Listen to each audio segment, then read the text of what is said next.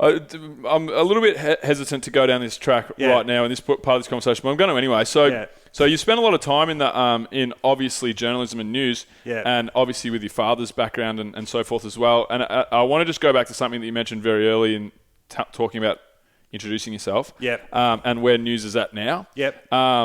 Because I don't watch the news anymore. And I'll tell you why.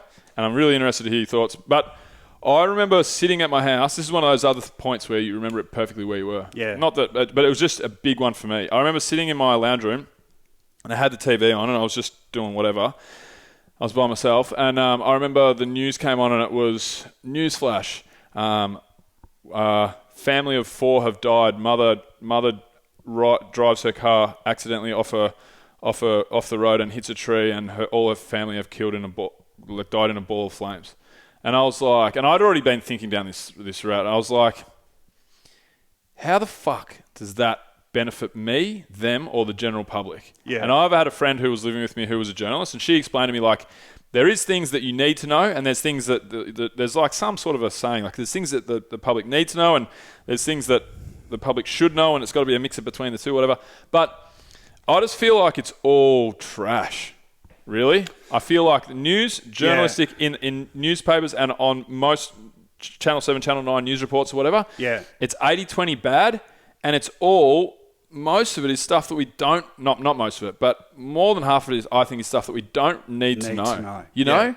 What do you think is going on with the news? Like, where do you think it sits? Because you're obviously passionate about it because you mentioned something about it earlier. Well, you know, if you've got to spare a couple of days. I mean, firstly, it sort of depends on the platform, right? So when you were talking about the car crash thing, I was thinking there's a famous old saying in newspapers, if it bleeds, it leads. Meaning, you know, bad news sells. Bad news. Yeah, exactly. Effectively. Lead being lead story. You know. TV news is very, for obvious reasons, very vision driven. You know, so there might be something that the news on its own isn't a big deal at all, but the pictures are very compelling. So that, again, that's how that works.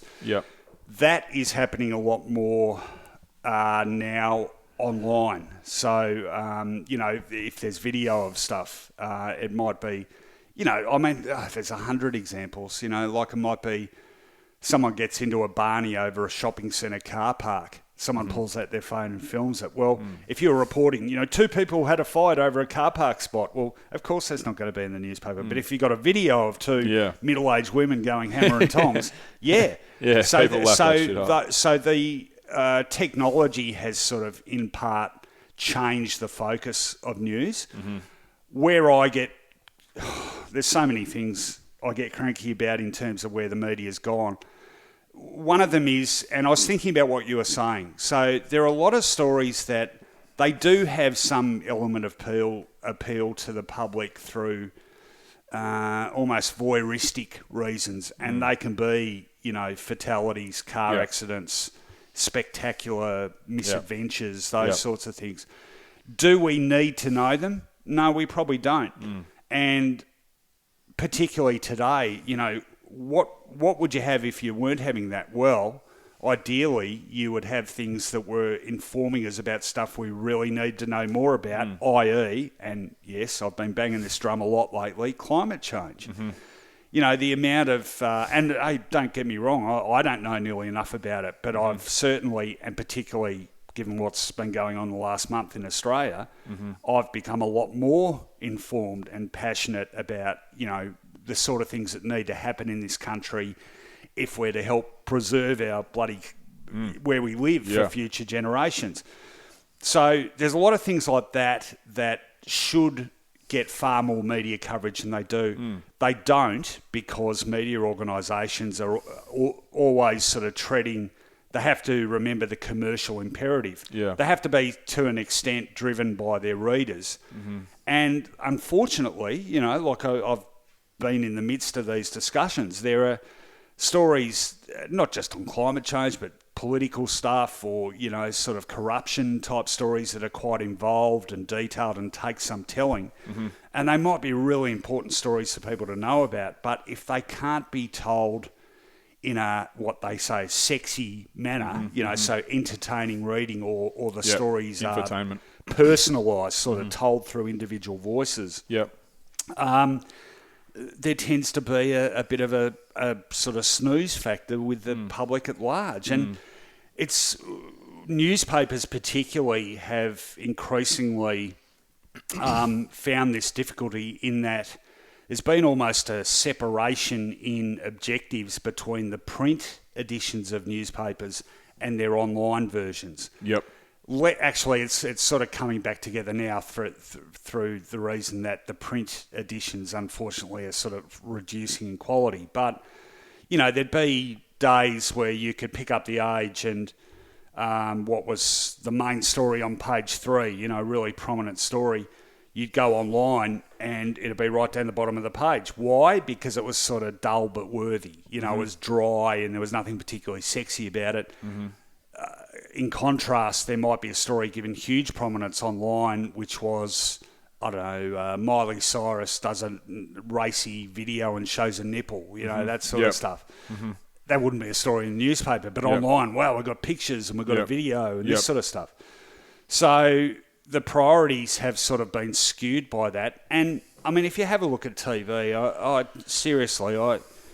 I think back to even in the 80s, when I was a sort of young adult, if you had a look, I always say this to people, if you had a look at a nightly television guide for Melbourne or wherever, city in Australia, from the mid to late 80s, and put it side by side with one now, free to air I'm talking about, you'd be staggered. Like back then you still had plenty of current affairs shows, the news was a lot more serious. Yep. There'd be, sort of quality documentaries, movies.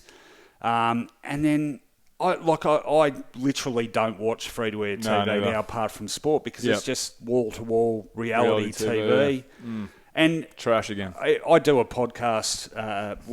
One podcast I do is called Ruck and Roll, and it's with Brian Mannix from Uncanny X-Men and Kevin Hillier, DJ, career DJ. And we often talk about the state of TV, and every time you sort of say some new ridiculous show comes on, you go, well, can it get any worse? Well, 3 months later, well, yes, it can, because, you had what was it, Lego Masters, people building stuff out of Lego. Apparently it rated its socks off.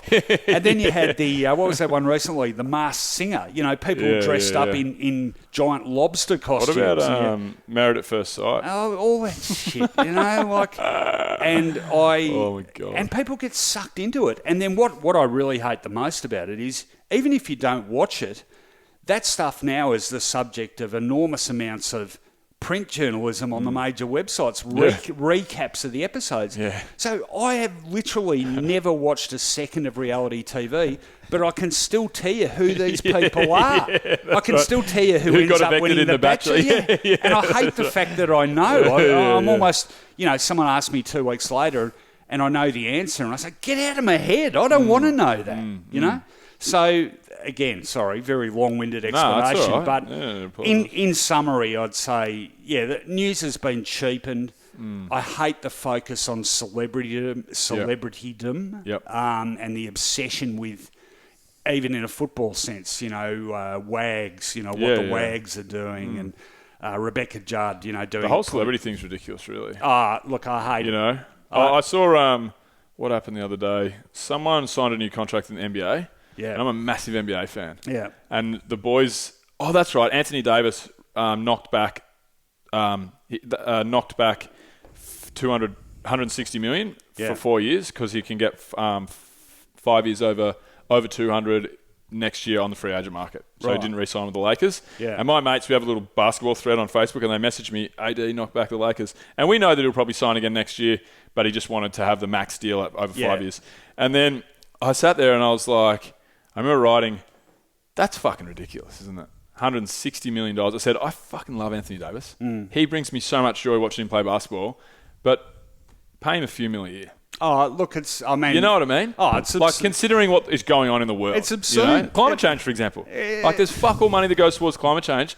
Take 147 of Anthony Davis's 150 million, or 200 million, and put it towards things that actually matter. You can't. It's all, economically driven because that's what the NBA make and the players are the product. So I get it, I understand it, but it's just The system's dumb. It's obscene. And this is why, not specifically that, but I mean, my political background is to the left because, my parents, I guess they sort of grew up with the Second World War as a backdrop and they were hard times and they were very big on social justice and people being given a fair go. And unfortunately, I think whilst this country talks a lot about the land of the fair go and whatever, frankly, these days, it's bullshit. And I think, I'm getting right off track here. Right. Well, for me... We're not here to talk about footy, by the way. We're here to talk about whatever. I enjoy this stuff, Well, for me, a real turning point for this country was the mid-90s. I mean, specifically 1996,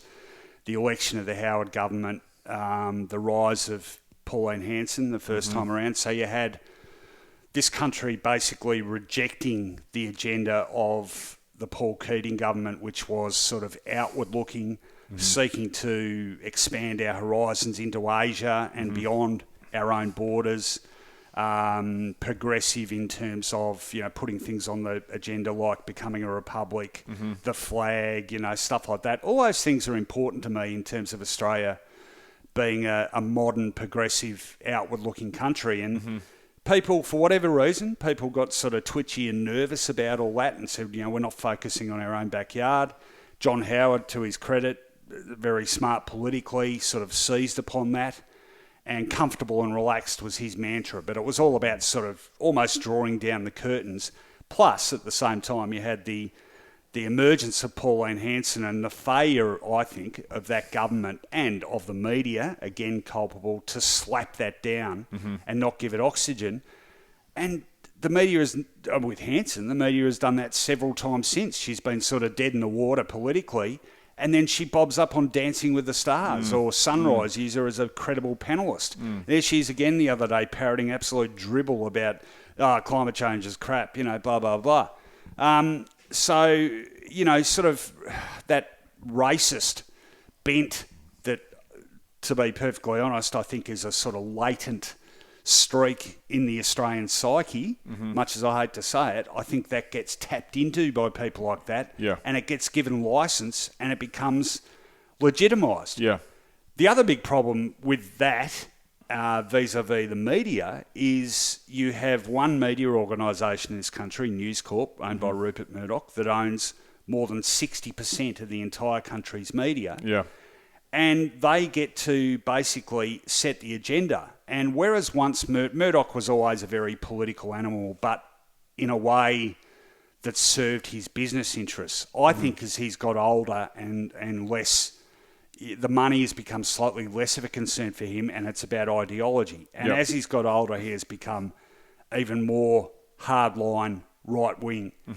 And his papers now are pursuing agendas that are quite nakedly obvious. So it's not just the amount of commentary, which is a lot more, but the editorialising within news stories, the selections which are made about news, the sort of decisions which stories to push and which to ignore. E.g., the other day when the latest opinion polls came out and Morrison's approval rating as PM had plummeted, that is a big story, or it has been. The Age and other media outlets gave it the sort of space it warranted. I got on the Herald Sun website and it was down on the third scroll down page because they didn't open it for comments either.